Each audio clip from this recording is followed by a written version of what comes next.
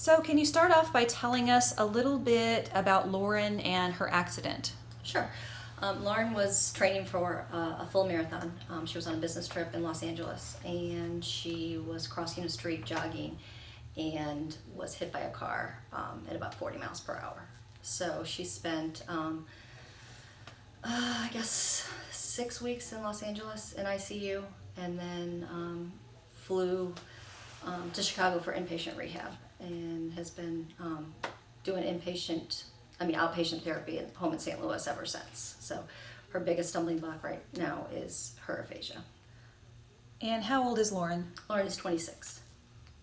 And how old was she when the accident occurred? She was 25. It was April of 2013. And so, how has her accident affected not just her life, but your lives as a family? Sure. Lauren comes from a big family. We have she has 6 siblings. She has 5 sisters and a brother. So for me, she had been living on her own in Manhattan, so she was pretty independent. So she obviously has moved back home. I have quit my job to take care of her full time.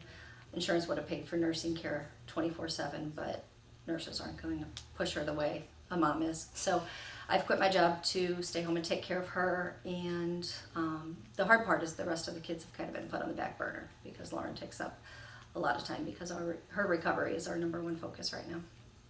And so, how has aphasia affected your lives?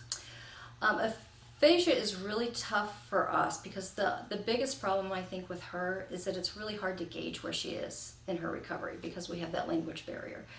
It's hard to know how much she understands because there can be, I can say, hey Lauren, can I have a piece of gum? And she'll get a piece of gum out of her purse. And I think, wow, she's getting it. And then there's times where I can say, hey, would you go grab me the bathroom trash can when I'm ready to, take the trash out, and she has no idea what I'm saying. Or I can say, will you hand me a paper towel? She hands me her keys.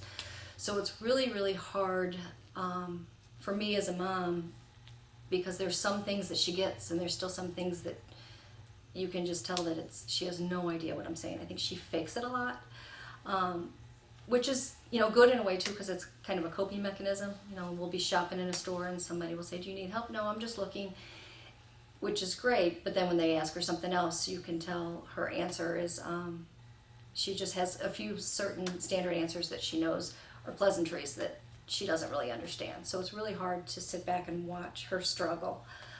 She's come a long way. In closing, is there any advice you would like to give other families with aphasia?